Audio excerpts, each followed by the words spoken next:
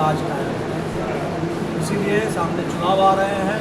बिहार के मुद्दों पर चुनाव लड़ा जाएगा और चुनाव में ये 20 साल से जो सरकार चल रही थी, नीतीश जी को सामने रख करके ये भाजपा की सरकार है और भाजपा की सरकार को इस बार सत्ता से बेदखल करने के लिए जनता बिल्कुल तैयार हो गई है। इंडिया गठबंधन ने 2020 के चुनाव में हमने काफ़ी बड़ा मुकाबला किया था, सीटों के चलते हम लोग पीछे रह गए थे। 24 के लोकसभा में भी इस बार पूरे दक्षिण बिहार के इलाके में हम लोगों ने अच्छा प्रदर्शन किया।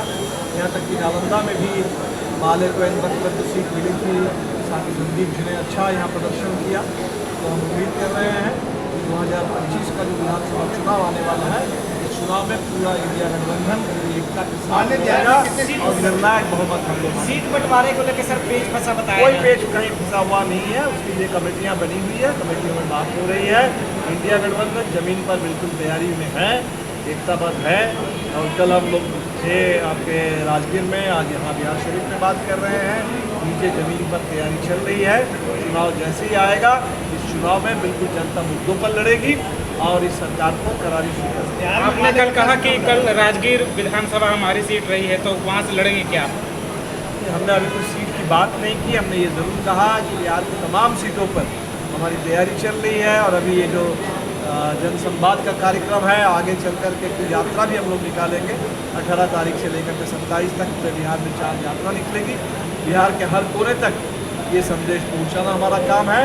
और अभी 9 जुलाई को पूरे देश में मजदूरों की हड़ताल है, जो 4 लेबर कोड गुलामी के थोपे जा रहे हैं उसके खिलाफ हड़ताल में लोगों से अपील है कि सभी लोग मजदूरों का साथ दें। और 17 तारीख को जो इस समय गाज़ा पट्टी में जनसंहार और उसके बाद जो इस तरह से इजराइल ने ईरान पर हमला कर दिया, इसके खिलाफ पूरे देश में वाम दलों की ओर से फिलिस्तीन के समर्थन में प्रतिवाद दिवस का भी कार्यक्रम। सर, वक्फ अमेंडमेंट बिल को लेकर तो लगातार विरोध प्रदर्शन जारी है सर, उस पर क्या पार्टी का स्टैंड रहेगा? पार्टी का स्टैंड बहुत साफ है। 29 तारीख को जो पटना में जो रैली होने वाली है वक्फ अमेंडमेंट बिल को लेकर, उसको क्या? पार्टी का स्टैंड बहुत साफ है। ये कानून जो बनाया गया ये संविधान विरोधी है।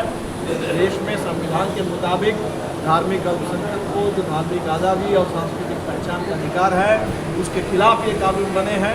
और इसीलिए हम उम्मीद करते हैं कि फैसला जब भी आए वो फैसला संविधान के हक में और इस देश में इस तरीके के धार्मिक आज़ादी पर जो हमले हैं इसके खिलाफ है। Thank you sir. Thank you sir.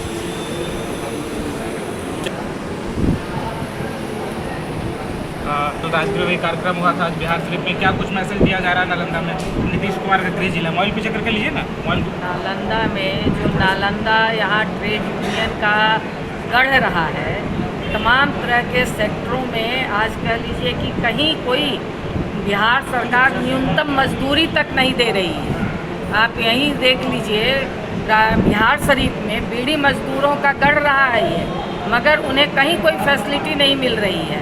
निर्माण मजदूर हों, तो ये तमाम प्रश्न चुनाव में ये प्रमुख मुद्दा बने। उन्हें न्यूनतम मजदूरी दी जाए। सरकार पूरी तरह से आउटसोर्स कंपनियों को यहाँ थोप रही है, जिससे कि तमाम तरह के मजदूरों को, हमारे नौजवानों को बहुत सारी परेशानी हो रही है। तो ये तमाम सवाल चुनाव का मुद्दा बने, न कि हिंदू मुस्लिम बने। इन सवालों को लेकर के जगह जगह जन संवाद आयोजित किए जा रहे हैं कि नीचे से और जो सवाल हैं उन सवालों को लेकर के मैनिफेस्टो का मतलब निर्माण चल रहा है कि इन सारे प्रश्नों को लेकर के हम लोग चुनाव में जाएंगे और सरकार को इन सवालों पर बात करनी होगी। अगर सरकार बात नहीं करती है तो जो गठबंधन है वो गठबंधन इन प्रश्नों पे सरकार बनेगी तो इन प्रश्नों को लीड करेगी।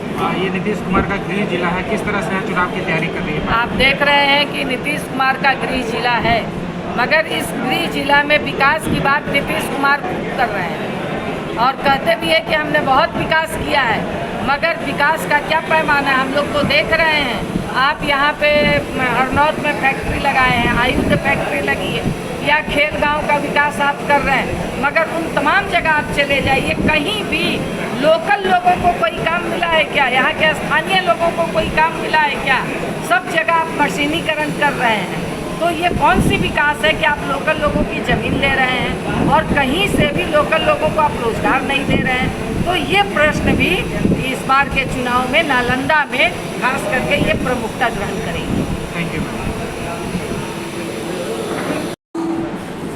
आइए और कॉमरेड संतोष सर को, जो हमारे लोक गीत के संपादक हैं, उन्हें लाल चौथा देकर के सम्मानित करेंगे। कॉमरेड संतोष, कॉमरेड नरेंद्र प्रसाद को लाल सलाम। और अभी बिहार शरीफ विधानसभा के इंचार्ज भी हैं, इन्हीं के देख रेख में ज्यादा वक्ता बोले, इसलिए कम समय ये विधायक को है। और सबसे पहले